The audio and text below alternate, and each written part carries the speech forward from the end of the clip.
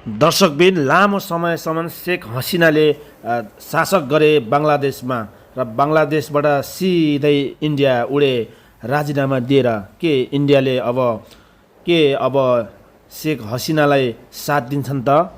आखिरी बङ्गलादेशको जनताले चाहिँ इन्डियाले नै विरोध गरिरहेको थियो, इन्डियामा चाहिँ लगातार मोदीसँग हात मिलाइस् भनेर। तर अब शेख हसिनालाई भारतले शरण दिन्छ त?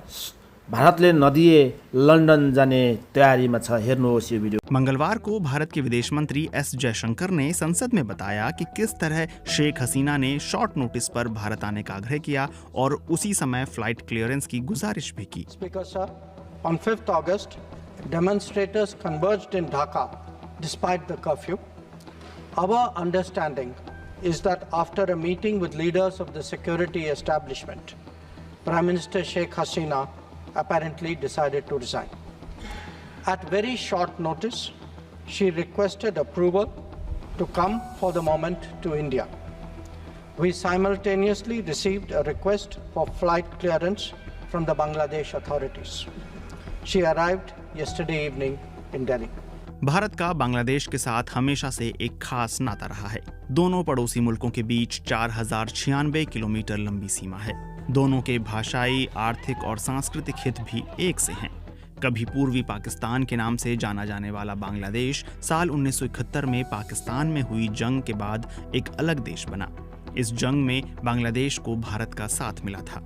दोनों देशों के बीच 16 अरब डॉलर यानी करीब 1342 अरब रुपयों का कारोबार है।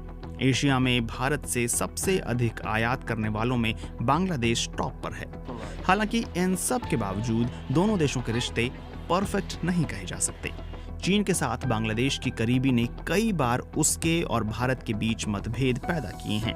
इसके अलावा सीमा सुरक्षा, पलायन जैसे मुद्दों पर अलग अलग रुख और कुछ बांग्लादेशी अधिकारियों की मोदी सरकार की हिंदू राष्ट्रवादी राजनीति को लेकर असहजता भी समय समय पर सामने आती रही है। शेख हसीना के इस्तीफे के बाद बांग्लादेश आर्मी चीफ ने देश में अंतरिम सरकार के गठन की बात कही है।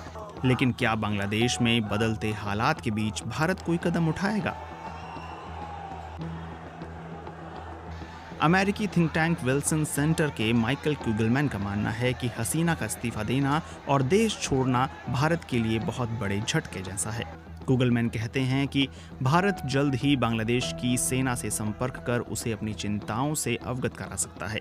इसके अलावा भारत को बस अब इंतजार करना होगा और आगे की स्थिति पर नजर रखनी होगी। हो सकता है कि वह स्थिरता के लिए निष्पक्ष और पारदर्शी चुनावों को समर्थन दे, लेकिन वह किसी भी सूरत में बीएनपी की सत्ता में वापसी नहीं चाहेगा। बांग्लादेश में भारत विरोधी भावनाओं की जड़ें कुछ हद तक शेख हसीना सरकार को भारत के समर्थन की वजह से भी है। आलोचकों की नज़र में ये भारत का बांग्लादेश की घरेलू राजनीति में दखल अंदाजी करने जैसा है। इलिनॉय स्टेट यूनिवर्सिटी में बांग्लादेशी अमेरिकी पॉलिटिकल साइंटिस्ट अली रियाज इस पर कहते हैं कि पिछले 14 साल से भारत शेख हसीना सरकार को समर्थन देने वाला सबसे बड़ा देश था। इस समर्थन की वजह से ही शेख हसीना सरकार मानवाधिकार हनन के आरोपों के बावजूद दबाव में नहीं आई। इसके एवज में भारत को आर्थिक मोर्चे पर फायदा हुआ और उसकी नज़र में बांग्लादेश में अपना प्रभाव बनाए रखने के लिए शेख हसीना की सरकार ही एकमात्र जरिया थी।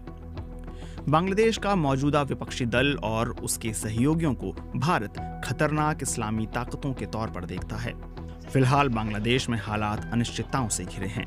एक वरिष्ठ राजनयिक ने कहा कि इस वक्त भारत के पास बहुत ज्यादा विकल्प नहीं है। हमें अपनी सीमाओं पर कड़ा नियंत्रण करना होगा। इसके अलावा कुछ भी दखलंदाजी करना माना जाएगा।